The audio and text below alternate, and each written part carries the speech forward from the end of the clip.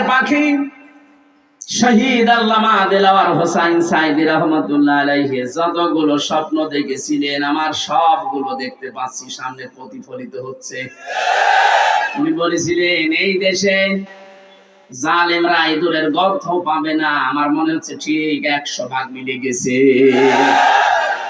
বলেছিলেন শুধু গোড়া নাড়া দেওয়া হবে, দিল্লি গিয়ে পড়বে, একেবারে তাই পড়েছে। অন্য কোনো জায়গা ছিল না। ওনার স্বপ্ন আল্লাহ খাপের খাপ মমতাজের বাপ দেখিয়েছে। উনি বলেছিলেন এই দেশে জালেমদের নাকের ডগার উপরে কালেমার পতাকা উড়বে, আমার মনে হচ্ছে সেই পরিবেশ আল্লাহ কায়েম করে দিচ্ছে। এই কথা শুনে নাই, এটার প্রমাণ এই গাইবান্ধা থেকে পরশুদিন দেখতে পাবেন ইনশাআল্লাহ।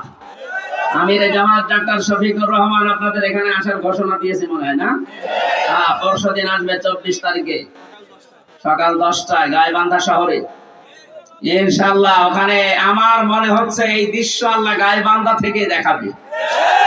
কারণ এই দেশে ইসলামের কারণে নির্যাতিত যত জেলা আছে, 1 নম্বরে সাতক্ষীরা, 2 নম্বরে গাইবান্ধা। এখান থেকে সাতক্ষীরা থেকেও দেখিয়েছে কিছুদিন আগে, এখান থেকেও দেখাবে। আপনারা যতটুকু সমর্থ আছে সব নিয়ে যাবেন ইনশাআল্লাহ। গাইবান্ধা যেন অন্তত সাতক্ষীরার উপরে চলে যায়। ওনার আরেকটা সেদিন লন্ডনের বক্তব্য শুনছিলাম, আরেকটা স্বপ্নের কথা জানাচ্ছিলেন।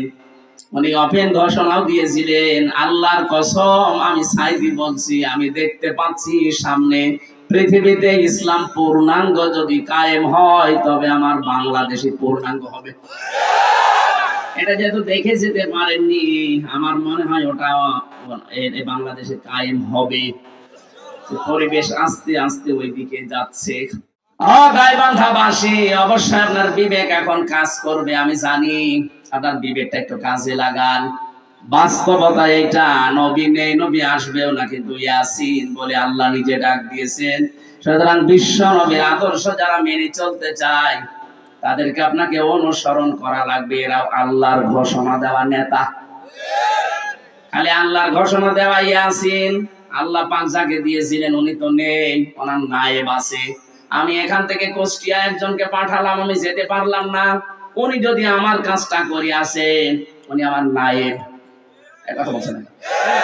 এখন ওকে আমি পাঠালাম টাকা আনতে, ও যদি বলে কে পাঠিয়েছে, হামজা পাঠিয়েছে, নাম শুনে টাকা না দিয়ে যদি পিটাই, ওই পিটানো আমার পিঠের উপরে পড়ছে। সুতরাং আপনি এখন এত বড় স্পষ্ট দলিল দেওয়ার পরেও যদি কেউ নায়েবে রাসূলকে না মানেন, আমি আশা করছি, আমি বিশ্বাস করছি অবশ্যই আপনি রাসূলের সাথে বিয়াদবি করছে।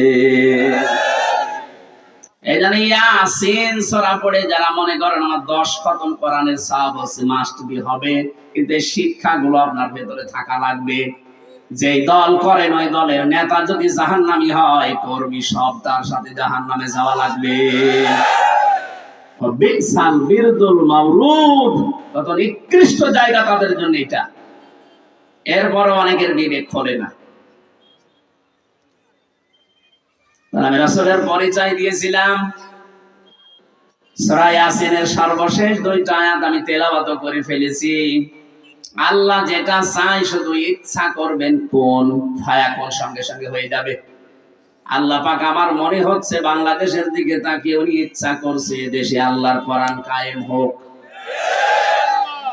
হ্যাঁ, আমি আন্দাজে বলছি না। কোরআন